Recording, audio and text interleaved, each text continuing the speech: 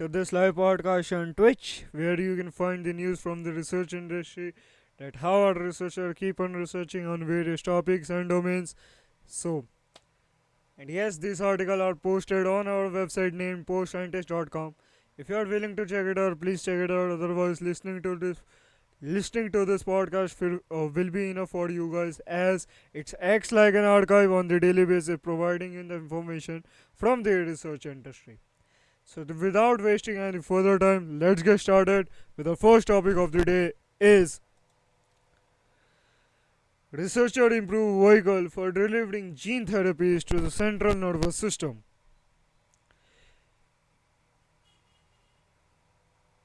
The blood-brain barrier (BBB) is an imposing foe for gene therapy, formed of formed of cells wedged tightly together.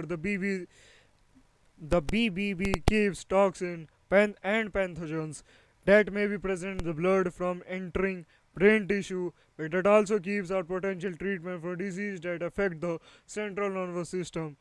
CNS researchers have discovered some delivering vehicles known as adeno-associated viruses (AAV) that can cross the barrier under certain circumstances, but most of the time AAVs are efficient at ferrying gene therapies across. Investigators from Birmingham and Women Hospital, founding member of the Mass General Birmingham Healthcare System, are working to optimize AAVs as gene delivering vehicles, improving their efficiency and their potential to deliver drugs to treat brain cancers such as glioblastoma and genetic disease that affect the central nervous system. In a paper published in Nature Biomedical Engineering, the research team reports on a new AAV variant tested in preclinical models that is significantly more efficient than previously developed delivery vehicles. Our study is exciting because it shows that we are one step closer to being able to deliver gene therapy across the blood-brain barrier in humans, said Fang Bang Bai, PhD of the Birmingham's Department of Neurosurgery. Our findings demonstrate that AAVs could provide a valuable tool for developing systematic gene therapies against glioblastoma and other diseases where CNS delivery is required. AAVs are small, non-disease causing viruses that can be engineered to carry and deliver DNA sequence to target cells. Previous studies have found them to be safe delivery vehicles for gene therapy, which aims to directly modify genes in cells to treat disease. Recent advancements have led to the discovery of a new generation of AAVs that can penetrate the triple B in mouse models, but most AAVs identified to date are not efficient enough to be considered for use in clinical settings.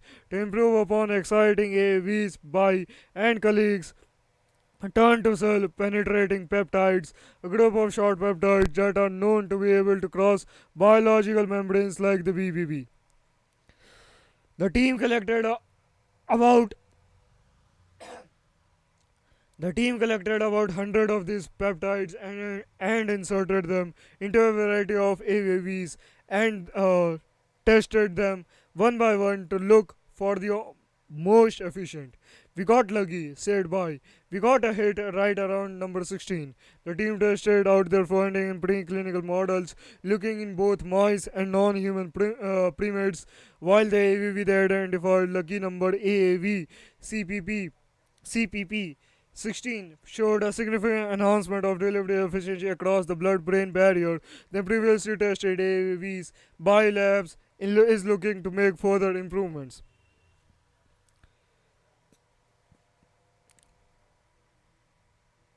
We did like to develop a version that is even more efficient and more restricted to the central nervous system. Our study today tells us we are headed in the right direction, he said. This data suggests the novel vector could be used to treat genetic disease in which turning on protein production in a specified number of cells could reverse a disease. Yulia Grushchuk, PhD, who leads a lab in the Center of Genomic Medicine at Massachusetts General Hospital, recently collaborated with Bai and sees potential disease application for his research team laboratory based advancements. New treatments are urgently needed for neurometabolic disease, isosomal storage diseases, and other diseases that affect both CNS tissue and other tissue in the body, said Grushchuk.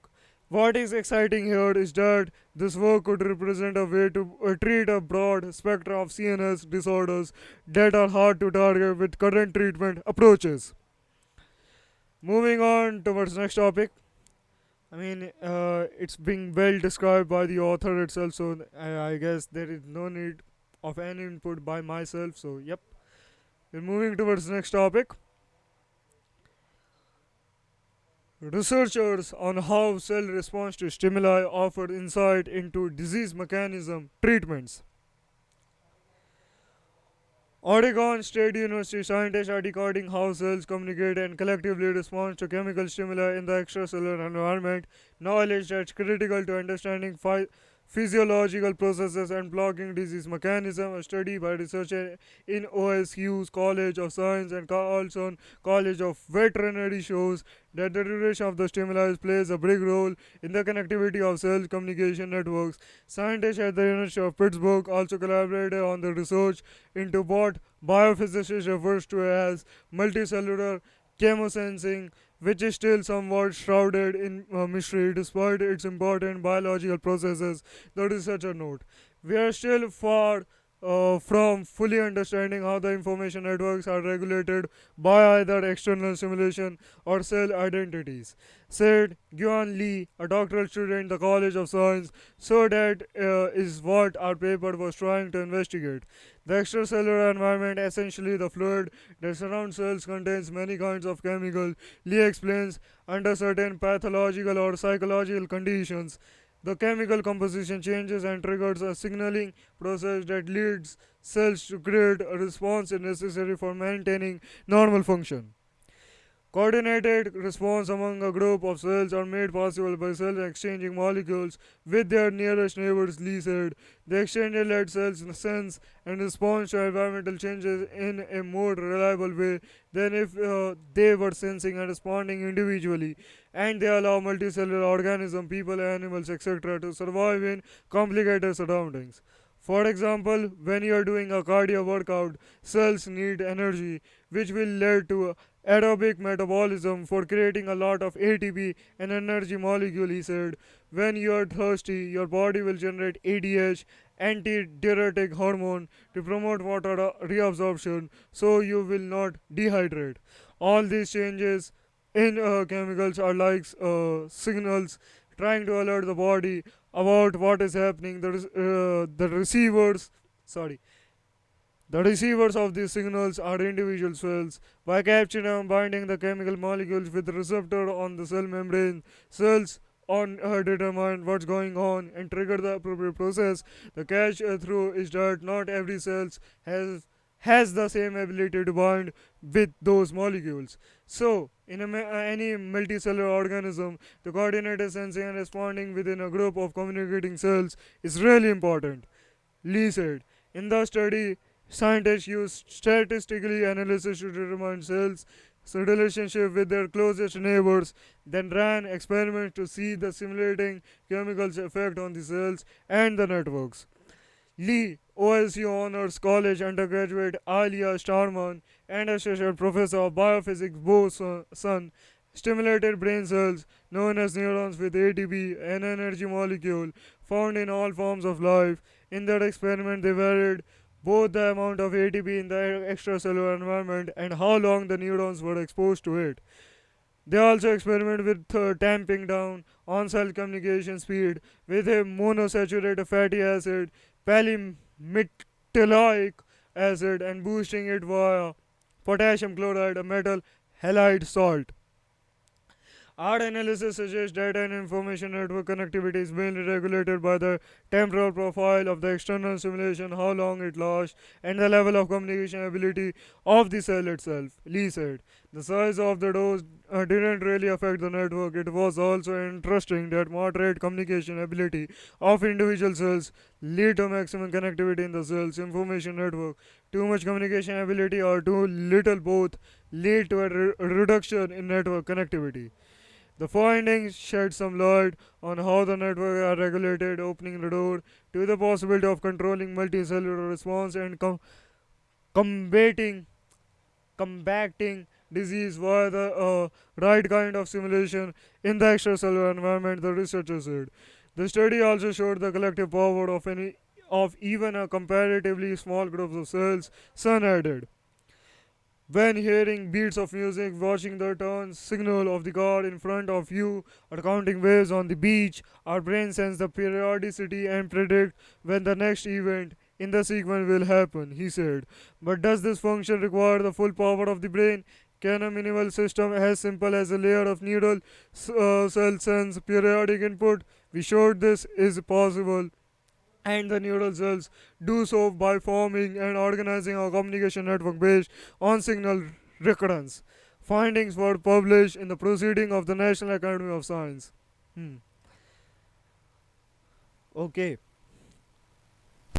I guess there is no need, of course, of any my input of myself. So, yep.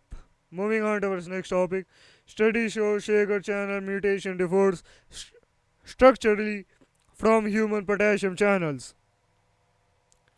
Let's see. Potassium K plus channels are small, highly specialized conduits within every living cell that are responsible for the extremely selective and rapid transport of K plus ions across cell membranes. Voltage gated potassium KV channels are potassium specific transmembrane channels that are also sensitive to voltage changes within the cell membrane, where the selectivity filter choose K plus ions over sodium Na plus. In addition to directing ion selectivity, the selectivity filter employs a process known as C-type inactivation, which allows the selectivity filter to act as an additional gate that can stop the flow of ion. C-type inactivation is a rearrangement of the selectivity filter that occurs when prolonged depolarization of the cell membrane is triggered by opening the membrane activation gate. In a study led by Lewis Celio, PhD from the Texas Tech University Health Science Centers, TTUHSC School of Medicine, and Alien J. Labro, PhD from the University of Antwerp and Ghent University in Belgium, the researcher investigated whether or not known mutation W434F found within shaker IR inactivation removed channel epitomizes and functionally accelerates the C-type inactivation state. The CLO Labro team included D. Marian Cortes from TTUHSC and Laura Conan, Evelyn Martinez models, Dieter V. Van D. Sande, and Dirk J. Sanders from the University of Antwerp. Their study, the non-conducting W434F. The W434F is a molecule number or the uh, scientific number which is given to this molecule. So please get understand it that it's a molecule number which I am talking about. So yep, the non-conducting W434F mutant adopts upon membrane depolarization and inactivated like state that differs from wild-type Shaker's IR potassium channels was published in September by Science Advances. The unique transfer mechanism of K plus ion defines the correct functional behavior of every living cells. In doing so, the K plus transport mechanism effectively controls a variety of very complex processes such as the normal electricity activity of brain neurons, the human body typical immune response against life-threatening pathogens, and the rhythmical beating of the human heart. Within the human heart, one of these potassium channels, the HRG, H small ERG capital channel, must undergo C-type inactivation before it can function as necessary to maintain the heart periodicity or the time interval between beats. Ciolo said these potassium channel proteins are in a resting state in a normal cell but must be activated to work properly. However, for the normal functioning of the human heart, it is crucial that they undergo C-type inactivation. After it does activate, the channel has to undergo inactivation. Ciolo explained that is so important for the human heart because it needs to keep its periodicity. The heart beating is based on the feature the channel has to inactivate.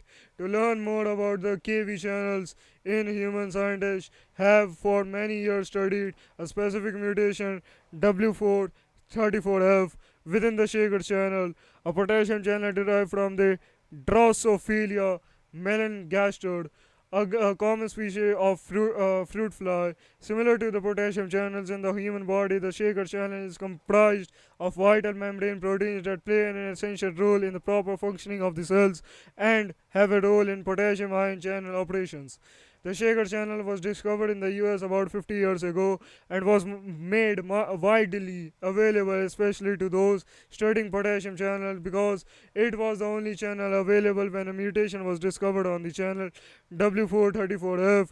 It was widely accepted to represent the seat of inactivated state of a potassium channel. Ciolo said his team has shown that is not the case. In this paper, we proved that the normal channel that inactivates has a structure and a conformation which is different from that of that mutant. Ciolo said, thanks to our work, we said, hey, be cautious because that mutant channel is a very different conformation, or you might have a different structure which doesn't have anything to do with real channel in the heart or in the human body. This is important because if you want to design a drug based on this assumption that the normal channel looks like the mutant channel, that's going to be incorrect because it seems to be that in the inactive state the structure of the W4 34F is a different based on our experimental result. The mutant channel has been used because it basically produces a channel that doesn't pass ions. Ciolo said there was some experiment that suggested the mutant doesn't conduct ions because it is inactivated like normal potassium channel in the human body. However, the results of our mainstream experimental studies strongly suggest the mutant channel is trapped in a deep inactivated and non-physiological relevant conformation. And because the human potassium channels are very similar to the mutant, the Shaker channel has been considered for the years to be structural surrogate to study all the channels. That particular mutant W434F is not a good comparison to the seed of inactivated human channel that we have in the body, so we have to be cautious with it. Cielo stressed. It also was believed that the channel lacks the selectivity of potassium or sodium, but Cielo said his teamwork proved that isn't the case. The channel still remains potassium selective. The only thing that it doesn't do is conduct potassium. Ciolo said. That's important when you want to design new drug because it provides you information about which part of the protein you must have to tackle it as therapeutic target. In this case, we are calling attention to our work and saying, hey, do not establish a structural parallel between the mutant inactivated channel and the inactivation state of a normal channel in the human body. Be aware there is no structural equivalent, and that's extremely important. As his research moves forward, Ciolo Lab is moving away from studying the fruit fly K plus channel and has begun working with three isoforms of human K plus channels. Two of the channels they are working with are expressed in the immune system, and one channel is expressed in the brain. We want to study what happens when these channels inactivate. Ciolo reasoned how is that process here and how we can design specific drugs to tackle a specific state of the channel. Do we need to target the channel when it is in the closed state, or do we need to tackle the channel when it's in the open state? We need to start studying the human isoform of all the potassium channels if we want to design specific drugs for specific disease. Of course, we need these type of mutation and channels and the K plus potassium channels, of course. Moving on to our next topic. Okay, going to be a neuroscience topic. Let's see. Children who tell blunt truths as opposed to lying are judged more harshly by adults. Okay. New findings out today. suggests children who tell blunt truths such as "I don't want this presently, it's ugly," are judged more harshly by adults than those who bend the truth to be polite or protect others.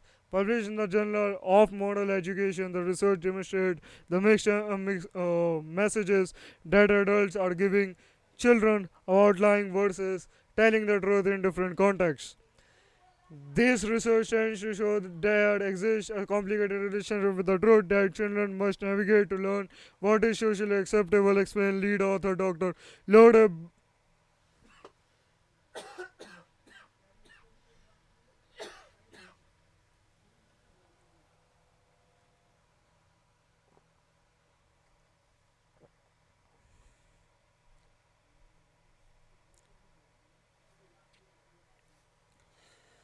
This research tends to show that there exists a complicated relationship with the truth that children must navigate to learn what is socially acceptable, explains lead author Dr. Laude Brimble from the School of Criminal Justice and Criminology at Texas State University.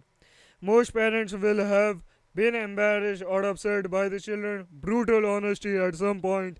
Learning to tell lies is a normal part of children's social development. She adds that children are taught that lying is wrong. Nevertheless, they develop the ability to tell lies from an early age. To date, we know little about the mechanisms and processes that underlie the development and shaping of the critical social skill of proposal lying, despite conflicting messages from adults about the acceptability of lying as opposed to truth telling. What our results reveal is that children are learning about honesty in a quite complicated environment. It appears to be an important social skill to lie to fit with other expectations, but this is despite of potential conflicting messages from their adult caregivers that it is wrong to lie. Wish list. In addition, it is sometimes perceived as unkind to be honest. The result followed 267 adults from northeast US being shown videos of children aged 6 to 15 telling the truth or lying in various social situations. In some scenarios, the 24 different children lied to protect others. For example, child lying about where their sister who was in trouble with their parent was hiding. In other scenarios, children lied out of politeness, such as telling a white lie to avoid hurting someone's feelings. Of course, the children acted out four variations of blunt or subtle lies or truths. For example, in the hiding sister scenario, the blunt lie was she went to the library to do homework. The subtle truth was I think she might be outside. The subtle lie was I think she might have gone to bed or something and the blunt truth was she's under the porch. After watching each video, the adults rated their impression of the child character, including their truth, trust, worthiness, kindness, reliability, completeness, likability, intelligence, and honesty. Imaging they were the child's parent participant also rated how likely they would be to punish or reward the child for their lies or truths. Findings showed that the adults judged the blunt truth tellers more harshly than those who lied or told vague truths, but only when they told lies in order to be polite. When the children lied to protect others, telling blunt truths or lies had less of an influence on how adults viewed the child. Okay. Overall, the study participants said they would most reward the children for telling subtle truth, such as "I think she might be outside" in the hiding sister example. Okay, the study result paint a complex picture of how we adults perceive the lies that children tell in the bid to fit in and be seen in a positive light. By looking at which behavior adults would reward or punish in children, the result also suggests how these perceptions shape children's process of learning to behave in a new way that is acceptable to society, so-called socialization. Dr. Brimble adds that given the pervasive impact of socialization influences on children behavior as well as the mixed messages children receive about lie telling. It is little wonder that they engage in nuanced lie telling from an early age.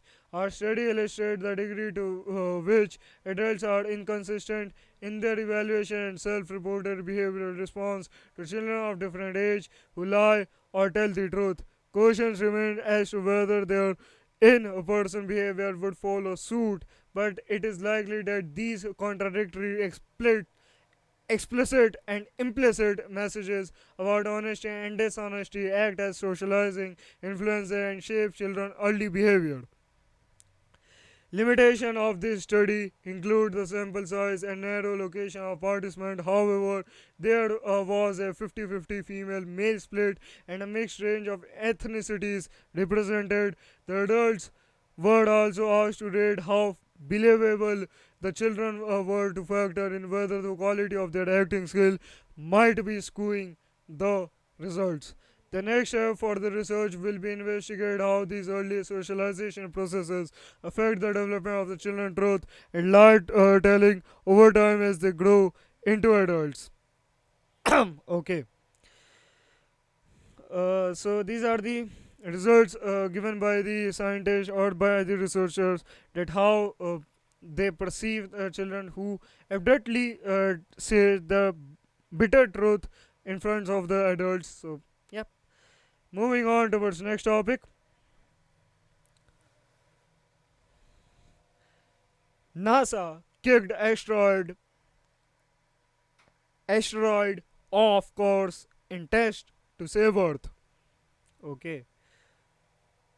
NASA on Tuesday celebrated exceeding expectations during a mission to deflect a resistant asteroid in a sci-fi like a test of humanity's ability to stop an incoming cosmic object from devastating life on Earth.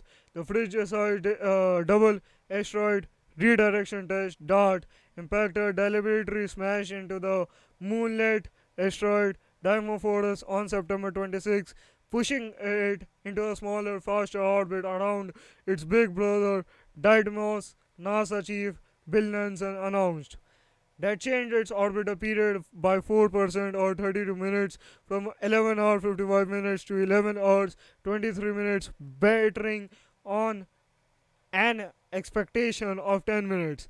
At some point in the future, if we find an asteroid that is threatening to hit Earth and would be large enough to really do some damage, thank goddess that we will have had this successful test, Nelson told AFP. I mean, they deserve it. So, yeah. The asteroid pair loop together around our sun every 2 years and pose no threat to our planet, but they are ideal for studying the kinetic impact method of planetary defense. DART's success as a proof of concept has made a reality that was once science fiction, notably films such as Armageddon, Deep Impact, and Don't Look Up. Never actually photographed before. Dimorphos, which is 530 feet 160 meter in diameter, or roughly the size of the big Egyptian pyramid, appeared as a speck of light around an hour before impact. Its egg-like shape and craggy, boulder-dotted surface finally came into clear view in the last few moments as Dart raced towards it at roughly 14,500 miles, 23,500 kilometers per hour. Pseudo comet. In the days that followed, astronomers rejoiced in stunning images of matter spreading out thousands of miles, pictures collected by Earth and space telescopes, as well as a tiny companion satellite that traveled to the zone with DART. Thanks to a temporary new tail, Dimorphos has turned into a man-made comet. But quantifying just how well the test worked required analysis of light patterns from the ground telescopes, which took a few weeks to become apparent. The binary asteroid system, which was around 6.8 million miles, 11 million kilometers from Earth at impact, is visible only a single dot from the ground. The dot brightness change as diaphragm water passes in front of Didymos, which is significantly bigger at half a mile wide. Four optical telescopes were involved in measuring the optical period, all in Chile and South Africa, while two US based radar telescopes helped confirm the finding, US said NASA planetary scientist Nancy Chabot. Chabot, not a chatbot, it's a Chabot, Chabot. The test also showed scientists that the asteroid is less like a solid rock and more like a rubbish pile of boulders bound by mutual gravity. If an asteroid is more solid, the momentum imparted by a spaceship will be limited, but if significant mass is pushed at high velocity in the opposite direction to impact, there will be an additional boost. It looks like the recoil from the ejector blast of the surface was substantial contributor to the overall push given to the asteroid, said NASA scientist Tom Stritler at a briefing. The test will serve as an anchor point for simulation and calculation about the outcome of the future impacts, he added. Mass extinctions. No known asteroid larger than 140 meters, 460 feet in size, big enough to devastate a city, has a significant chance to hit Earth for the next 100 years, according to NASA. But wait long enough and it will happen. The geological record shows, for example, that a 6 mile wide asteroid struck Earth 66 million years ago, plunging the world into a long winter that led to the mass extinction of the dinosaurs, along with 75% of all species. The agency planned to launch in 2026 a telescope called the Near Earth Object (NEO) surveyor to better characterize potentially hazardous 140-meter asteroids and comets that come within 30 million miles. So far, less than a half of the estimated 25,000 NEOs of 140 meters have been discovered. Kinetic impact with a spaceship is just one way to defend the planet, albeit the only method possible with current technology. Should an approaching object be detected early, a spaceship could be sent to fly alongside it for the long enough to divert its path via using the ship gravitational pull, creating a so-called gravity tractor. Another option would be launching nuclear explosive to redirect or destroy an asteroid. NASA believes the best way to deploy such weapons could be at a distance to impart force without blowing the asteroid to smithereens, which could further impede Earth. I mean, it's a great test in the future, in the coming future, or whenever the whenever there is possibility or harmful for our Mother Earth. It's going to be, I mean, we are going to be well off or technologically advanced that we can handle those kind of situation by hitting those comets or targets. We not we not extinct like the dinosaur extinct. So I mean, it's a great thing for protecting ourselves in front in terms of protecting ourselves, of course. Okay, moving on towards next topic.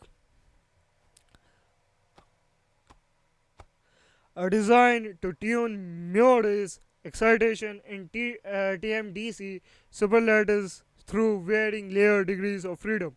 Okay, transition metal dicyl cogenides TMDCs are an emerging and promising class of materials comprised of a transition metal atomic layer sandwiched between two layers of chalcogen atoms. These 2D materials have received considerable attention over the past few years as they can give rise to strong electronic correlation and fascinating correlated states, enabling the production of Morse excitons, that is, bound electron hole pairs. Morse excitons could open new possibility for the creation of a new highly performing devices including laser, single photon emitters and quantum technologies. For these devices to effectively operate, however, physicists and computer scientists should be able to reliably tune both Morse excitons and electronic states.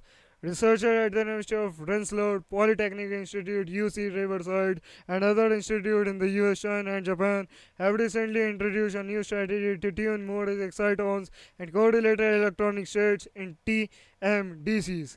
This method, introduced in a paper published in Nature Communication, entails the manipulation of degrees of freedom between TMDC layers. Previous work includes our own works have shown that WS squared, WSE squared, Morse superlatives exhibit both Morse modulation of excitons and strong electron-electron correlation, which gives rise to exciting opportunity in Morse excitons and correlative physics. Sufi Shi, one of the researchers who carried out the study, told physics.org, in our recent study, we wanted to demonstrate the capability of further tuning the exciton physics and electron correlation through layer degree of freedom. To introduce layer degree of freedom into the WS square, WSE square superlatives, the researcher tuned the WSE square from monolayer to bilayer and trilayer. They then observed the impact that these changes had on the material's Morse excitons and electronic states. We constructed that WS square, WSE square using monolayer, bilayer, and trilayer WSE square. She explained the monolayer to the trilayer WSE square can be obtained through a process known as mechanical exfoliation, and we try to find regions with different layers in the same flake so that we could compare them directly during experiments. The experiments carried out by Shi and his colleagues yielded very interesting results. Most notably, the researcher found that by changing the layer degree of freedom, they could reliably modulate the resonance of motor excitons in the material. This highlights all the potential of their strategy of sensitively tuning Morse exciton bands in TMDCs and potentially other superlattices. We also found that the electron correlation is retained even for tri-layer WSE squared. Despite the increased dielectric screening, Yang Tong Zhu, another senior author of this work, said this suggests that we can combine knobs such as an electric field to engineer new states in the multi-layer WSE squared WS squared Morse system. Our recent paper, Nature Physics 18 1171 to 1176 2022, on excitonic insulator state in the bilayer WSE squared and monolayer WS squared in is a result of that. The new method of tuning the strong electronic correlation and Morse excitons introduced by Shi and his colleagues open an exciting opportunity for both research and technology development. Most notably, it could be used by researchers worldwide to study and engineer various quantum phenomena. We now want to further apply the electric field and search for a new correlated state that can be engineered in this system, especially those with a non-trivial topology, she's added. Of course, of course.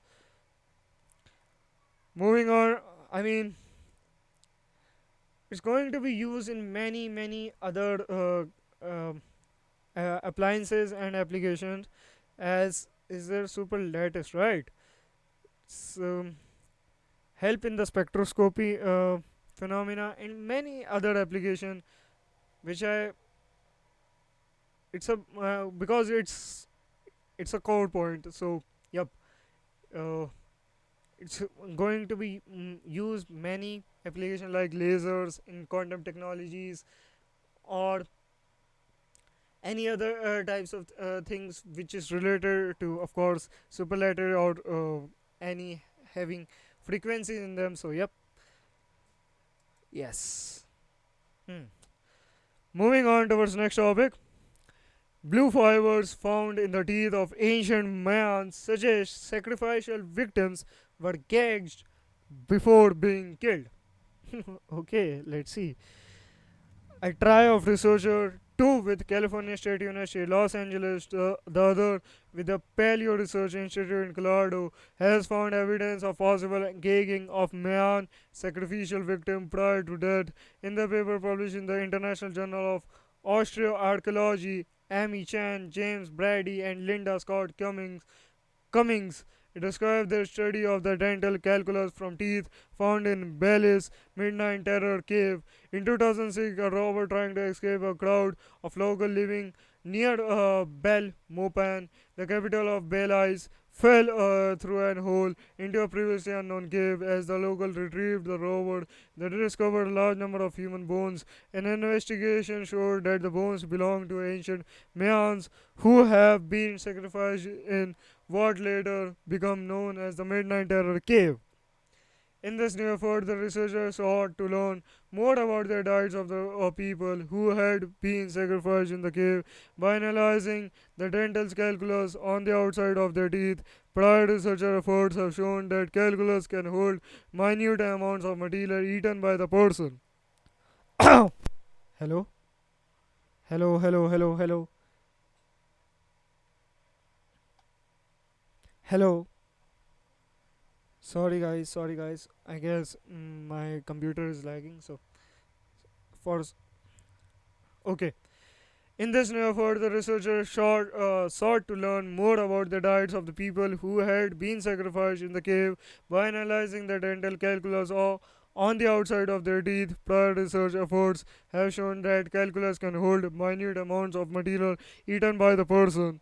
The researcher found tiny bits of fibers, some white and some blue, in the dental calculus. The researcher noted that the color blue was considered too special to the ancient Mayans. It was quite often to decorate ritual items. They note also that similar fibers have been found in beverages consumed by the Mayans, but the researchers suggest the fibers they found more likely made their way into the dental calculus through chopping on gags. They suggest cotton cloth was dyed blue for ritual ceremonies and used a gag to silence the victims. They note that if such were the case, the gags would have been held in place for a considerable amount of time. Prior research has suggested they note that Mayan sacrificial victims were often held captive for periods of time or transported long distances, both of which could have involved the use of gags for extended periods of time. Okay. So it's about the archaeological side, about the civilization side. Of course, it's about the. This article is all about the civilization, that how these evolve or get into the DNA of these Mayan civilizations. So yep. Moving on towards next topic.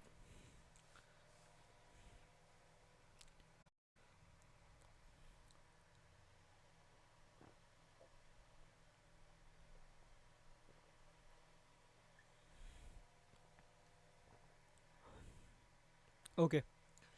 Small molecular drug resolves neural effects of concussion. Okay, let's see.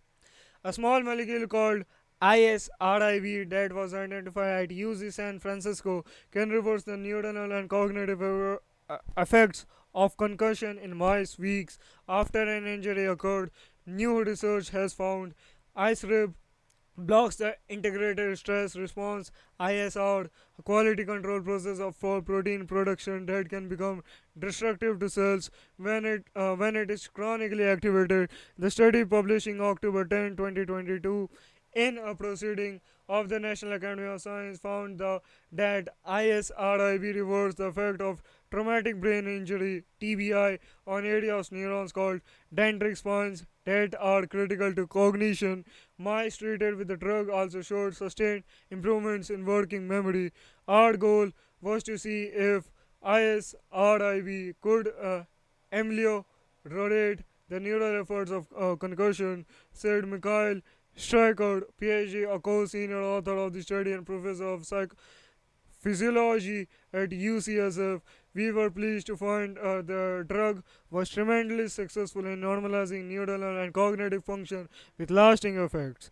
TBI is a leading cause of long-term neurological disability with impairments in concentration and memory affecting patient quality of life. It's also the strongest environmental risk factor in dementia.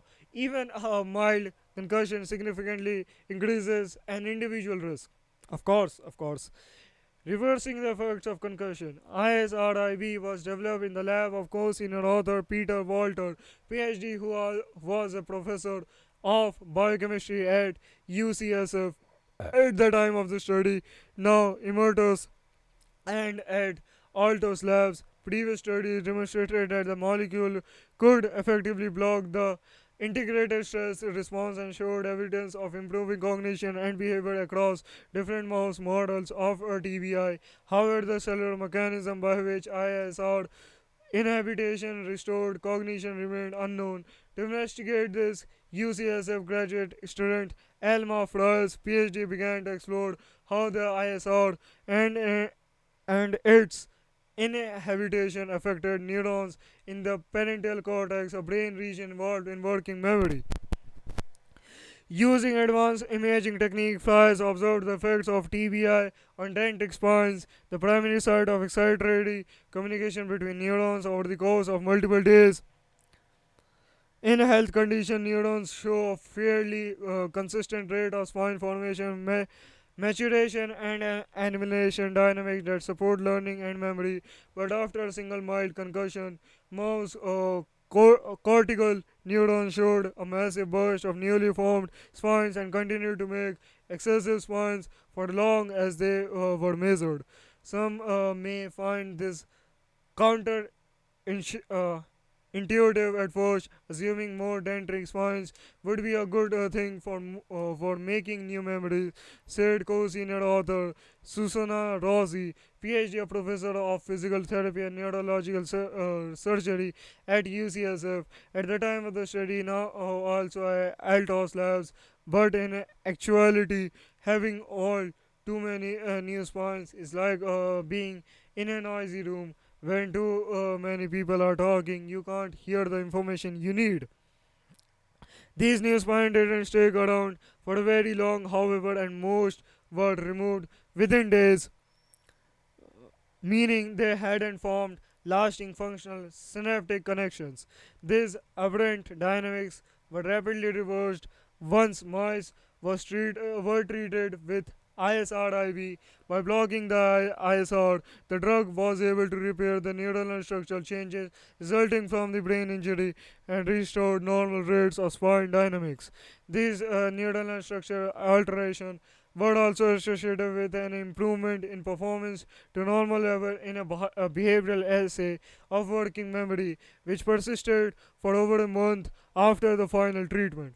A month in a mouse is several years in a human, so to be able to reverse the effects of concussion in such a lasting way is really exciting, said Fraz, restoring the brain potential to heal. Okay, the author suggests that TBI triggers a persistent activation of the ISR, which in turn lead to ongoing proliferation of the transit spine that fail to support memory formation. Future experiment will explore whether ISRIB has similar effects on other cell types, brain areas, and cognitive tasks. ISR activation has been implicated in many neurological disorders, including Alzheimer's disease, Parkinson's disease, multiple sclerosis, MS, and amyotrophic lateral sclerosis, ALS. Thus, the researchers believe ISRIB may have the therapeutic potential in multiple patient populations, while there was no evidence of the drug toxicity in mice. Clinical trials are currently evaluating the safety and effectiveness of ISRIB in humans. The studies remind us that the brain is very plastic. It can be rewired and healed, said Rosie. By briefly inhibiting the stress pathway, we may be able to restore healthy synaptic and cognitive function in many neurological conditions. Okay, so yep, I mean, these are the findings, these are the studies that how a small amount of drug molecule, small amount of drug can resolve the neuronal impact on your brain itself, of whether whatever the state or reason is. So yep, moving on towards next topic.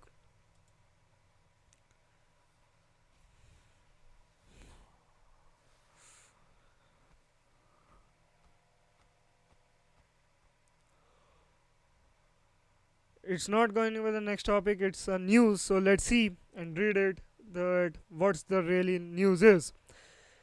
Facebook honors Meta unveils $1,500 VR headset. Will it sell? Okay, let's see. Facebook parent Meta unveiled a high end virtual reality headset Tuesday with the hope that people will soon be using it to work and play in the still elusive place called a Metaverse.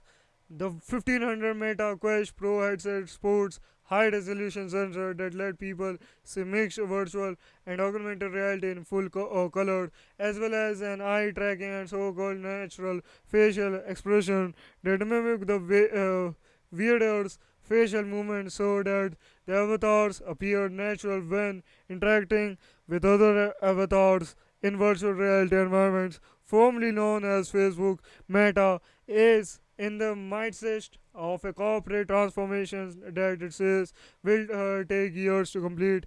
It wants to evolve from a provider of social platform to a dominant power in a nascent virtual reality construct called the metaverse, short of like the internet brought to life, or at least rendered in 3D. CEO Mark Zuckerberg has described the metaverse as an immersive virtual environment, a place where people can virtually enter rather than just staring at it on a screen. The company is investing billions in its metaverse plan that will likely take years to pay off. VR headsets are already popular with some gamers, but Meta knows that won't be enough to make the metaverse mainstream. As such, it's setting office and home office workers in its sights. Meta is positioning the new Meta Quest Pro headset as an alternative to using a laptop, say to Rolf Ellenberger, Berger, Berger, founder and managing director of VR Direct, which builds VR environments for businesses. But he added that for businesses operating in the virtual worlds of the metaverse is still quite a stretch. Meta also announced that its metaverse avatar will soon have legs, an important detail that's been missing since the avatars made their debut last year. So these, of course, these are the on unveiling the Facebook metaverse data unveils about these things. Yep. But I mean, if if I'm wanted to give some input or some news, so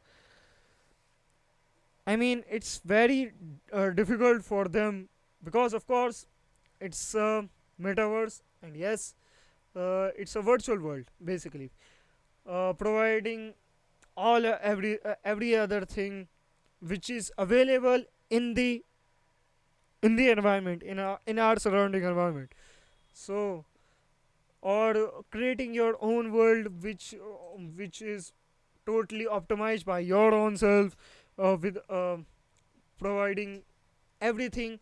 And I mean it's a great opportunity for everyone, of course, who are building those things, or building metaverse, or building or doing concerts. And you have taken news, you have know that we have news about that some of the singers have done shows in the metaverse itself. So I mean, of course, we need to get into those things, but we need to also have the sustainable environment around ourselves. Otherwise it's going to be destroyed, like if through global warming or any other consequences of which we face in our environment.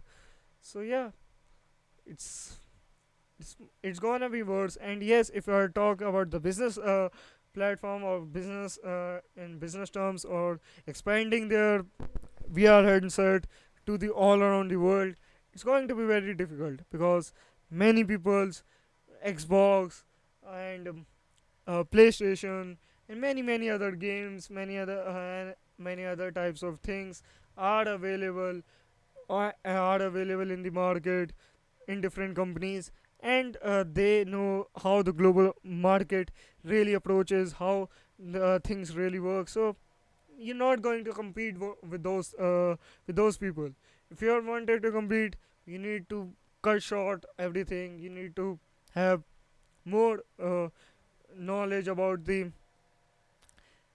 distributing everything. So yep, you need to understand the capitalism of of the, of course, devices. So yep, moving on to our next topic.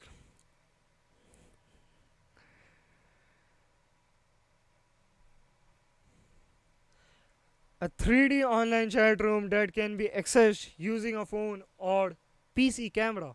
Hmm.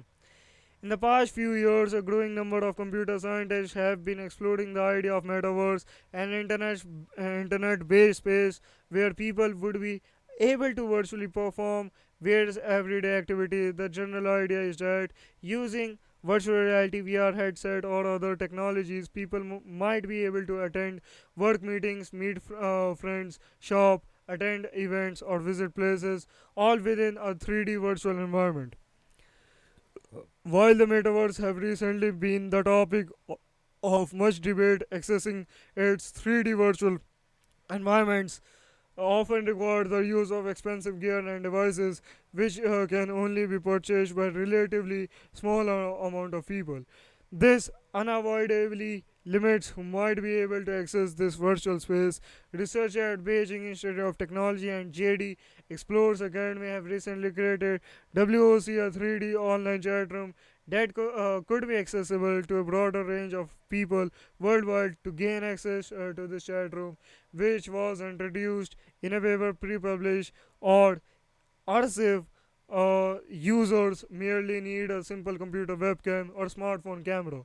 Our previous work focused on ROMP, a deep learning model that can capture multi-person 3D poses in real time on low-end GPUs. Chiang Hang Yan, one of the researchers who carried out the study, told Tech Explode, to allow more people to witness the value of ROMP firsthand, we developed this 3D virtual chat room. The primary advantage of WOC, the 3D virtual chat room created by Yan and his colleagues, is that is incredible early to access. User can join the virtual space from anywhere, of course, simply by opening a web page and personalizing their desired virtual avatar. A 3D avatar of your choice appears in the chat room, and you can simply turn on the webcam to drive it in a real time, allowing you to interact with the 3D avatars of other times in the chat room. Yan explained the biggest advantage of WOC is that it does not require any additional equipment. Users only need a phone or a computer with a webcam to join the chat room. In initial evaluation, WOC appeared to be highly responsive as it's effectively allowed users to move their avatars and interact with avatars of of other people simply by moving in front of their camera. The researcher found that the avatar movement and speech were highly synchronized with those of the human user controlling them. Our study demonstrated the technical feasibility of mono monocular camera motion capture in a practical application. Yan said, our chat room design could have multiple applications for the metaverse, 3D animation production, virtual live broadcast, and the creation of other scenes using motion capture. Our work also highlights the potential of monocular camera motion capture as an economic and convenient technical route for creating online experiences. The 3D online chat room created by this team of researchers offer valuable example of how the metaverse and online virtual spaces could ultimately become accessible to all users who own a smart device with a camera. In their next studies, Yan and his colleagues hope to increase the interactivity of the system underpinning WOC to enable a broader range of more complex interaction between avatars. Of course. So these are the findings. Sorry, these are the new type of metaverse going to be there in the market. So whosoever interested in these types of application, please check it out. These guys, I mean, it's an interesting topic, of course, and yes, it's a metaverse basically. Yep.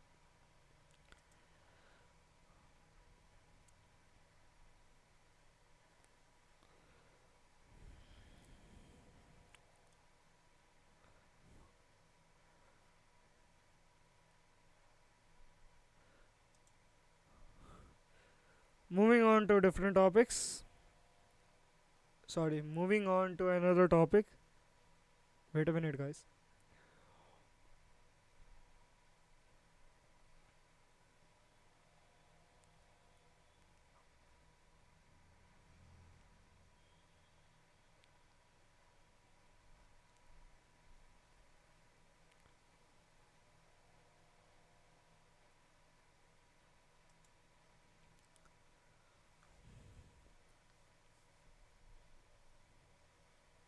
Okay. Study access the efficiency of hands-free test selection system for VR handsets. Virtual reality VR and augmented reality AR head-mounted display allow users to experience digital content in more immersive and engaging ways. To keep the user as immersed in the content as possible, computer scientists have been trying to develop navigation and test selection interfaces that do not require the use of their hands. Instead of pressing buttons on a manual controller, these interfaces would allow users to select, test, or perform commands simply by moving their heads or blinking their eyes. Despite the promise of these approaches, today most head mounted displays still heavily rely on handheld controllers or hand and fingers gestures. Researchers at Zhejiang Jiaotong, Liverpool University, and Birmingham City University have recently carried out a study aimed at investigating different hands-free test selection approaches for VR and AR headsets. Their findings, published in a paper pre-published on ARZiv, highlight the benefits of some of their approaches, particularly those that enable interaction through eye blinks. My group has been engaged in improving test entry for VR/AR over the past 6 years. Hai Ning Liang, one of the researchers who carried out the study, told Text Explore test entry is an important element in the ecosystem of test entry and editing. The recent study of Liang and his colleague builds on some of their previous research focusing on hands-free test entry techniques for VR. In this previous studies, the team found that hands-free technique could simplify user interactions with AR systems, making entering tests more intuitive. The main goal of our work is to explore what types of features are suitable for hands-free test selection in VR. Liang explained. In this new study, we investigated the potential of hands-free test selection approaches in a control lab experiment with 24 participants using a within subject experiment design, that is, where the participants experienced all test conditions. In their experiment, Liang and his colleague asked participants to test a different test selection method while performing a specific task. This task mimicked what the user might encounter in a real world setting while using VR, and was divided into three conditions that varied based on the length of the next presented to user, that is short single word, medium 2-3 lines of the test, long 6-8 lines of the test. The participants were asked to use different hands-free test selection methods while in a VR reading environment that the team had specifically created for the experiment. After they completed these tests, the participants were asked to provide feedback about their experiences Test selection, like many other interaction in VR, requires a pointing mechanism for the identification of the objects to be selected prior to interacting with them, and then another mechanism to indicate the selection. Liang said, "In this study, we selected the head-based pointing as our pointing mechanism, which means the cursor will follow the user head movements." Lang and his colleagues decided to specifically access the potential of three different test selection methods referred to as double eye blinks and voice dual, required user to hover the pointer on the area where the test they want to select is located for a specific time, example 1 second. When using the eye blink for selection, users were asked to intentionally blink their eyes to select a specific test. Their system recognizes their intentional eye blink because they are typically longer than natural ones, approximately 400 meters instead of 100 to 200 meters. Finally, the voice approach required user to produce a sound over 60 decibels. In their experiments, the researcher asked their participants to make a humming sound when they wish to select a test fragment. This selection mechanism, including their parameter, were chosen based on findings from the literature and a series of pilot tests we did. Liang explained their findings gathered in our experiment once again confirmed that hands-free approaches could be suitable for text selection in VR. In addition, we showed that eye blinks are a very important and useful selection mechanism for hands-free interaction. The recent work by Liang and his colleague highlight that the huge potential of hands-free touch selection technique for making VR systems more intuitive and convenient to use. In the future, their findings could inspire more research teams to develop and evaluate blink-based techniques for the next selection and other types of interactions. Our plan for future research in this area will be to focus on making test selection even more effective and usable, and i- integrating it into the ecosystem for test editing and document creation in VR/AR. Lang added, we will also be designing test selection methods that can be used by a variety of impaired users and exploring other approaches, including eye gaze for cursor movement instead of head movements. I mean, great, great, great for the disability people and impaired peoples. But I mean, yeah, these are the results given by our scientist. Okay, moving on towards next topic.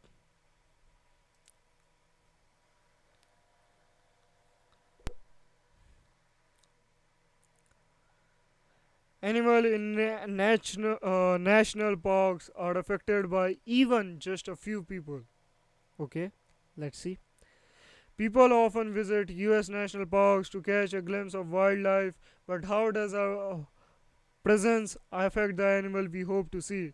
National park traffic has grown steadily over the past decade, and popular parks, yeah, like Yosemite and Yellowstone can easily see over a million visitors a year. In these heavily used areas, one might expect animals to change their behavior to avoid humans. But a new University of Washington led study has found that even in remote, rarely visited national parks, the presence of even just a few human impacts the activity of wildlife that live there. Nearly one any level of human activity in a protected area like a national park can alter the behavior of animals there. The study found the research was published October 13 in the journal paper People and Nature. There's been increasing recognition of how much just the presence of humans in these places and are recreating there can impact wildlife, said senior author Laura Prook, associate professor in the UW School of Environmental and Forest Sciences. These results are striking in showing that really any level of human activity can have an effect on wildlife. The researcher team based its study in Glacier Bay National Park, a coastal area in southeast Alaska that is accessible only by boat or plane. Most visitors arrive on cruise ships, but the boat don't dock on shore, and the park has very limited human foot traffic because so few people visit each year. Only about 40,000, but increasing the park was an ideal place to locate the study, Brook explained. Glacier Bay is a great park to explore. What the lower limits are, what humans start to affect wildlife behavior, Brook said. The researcher worked with the national park staff to design and implement an experiment that compared wildlife activity in areas used frequently by humans to areas where people were absent. They installed 40 motion activated cameras across 10 sites to capture detections of people and four animal species: wolves, black bears, brown bears, and moose over two summers. By controlling where and when people could access certain areas of Glacier Bay and then visiting wildlife responses to their differing level of human activity, the researcher identified two important thresholds. First, if humans were present in any area, the cameras detected fewer than 5 animals per week across all four species studied. In most cases, this likely meant that animals avoided areas where humans were present. Second, in backcountry areas, wildlife detection dropped to zero each week once outdoor recreation levels reached the equivalent of about 40 visitors per week. The researchers were surprised by the apparent low tolerance wildlife had for the presence of people nearby. It was an eye opening to see the number of wildlife sightings we were missing just by recreating in the back country areas of Glacier Bay, said lead author Systema, who completed this work as a UW graduate student. I was surprised that all of for all four species wildlife detection were always highest when they were there wasn't any human activity. So many people visit national parks for the chance to view wildlife, and that desire alone may reduce the chance of it happening. Through all four species showed some change in activity due to humans. Wolves were most likely to disappear from cameras when people were around. Brown bears were the least impacted by human presence. Moose, however, were more active during the time of day and location where people were seen. The researcher hypothesis that moose might be using humans as a protective shield from predators, opting to align their active hours with humans to avoid becoming prey. Okay. The researcher expects that in parks where animals are more accustomed to seeing people, at least some individual animals won't react as strongly to humans as in Glacier Bay. But the findings do shed light on a reality that's likely playing out of a national park and wilderness areas across this country. More people are visiting these are areas than ever before. The presence of the humans is almost certainly impacting the behavior of animals that live there. I expect that similar results would be found in other national parks, particularly those with relatively low visitation.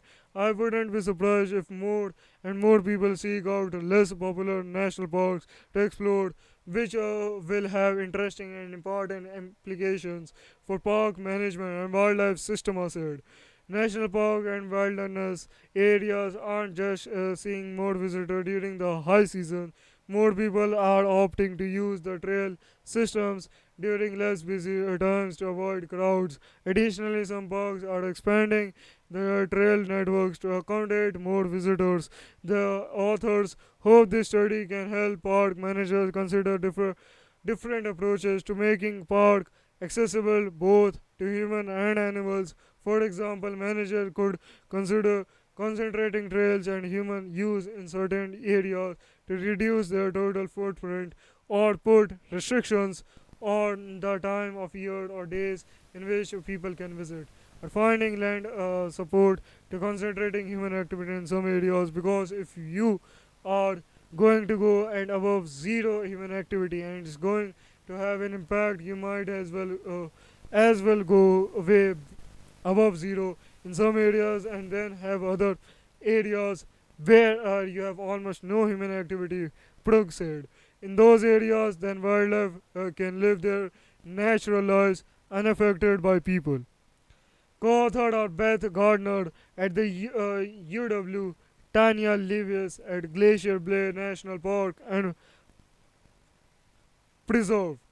Okay, okay. So these are the, of course, talking about our environment, how these things work, and protecting our protecting our animals to extent from this earth, of course, and seeing other types of things. So, yep, it's great, great, great initiative by every human being on this earth, of course. So, yep,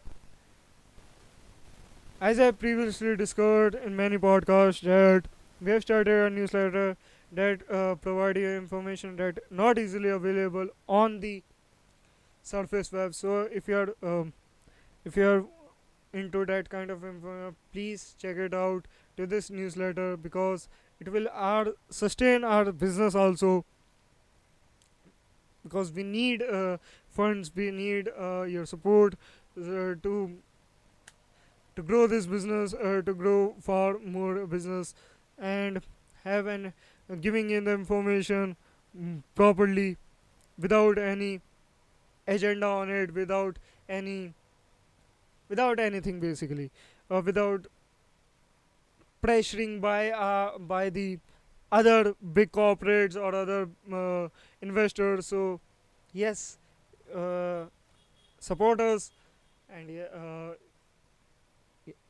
at the end I just want to say, you guys, keep researching, stay curious, stay healthy.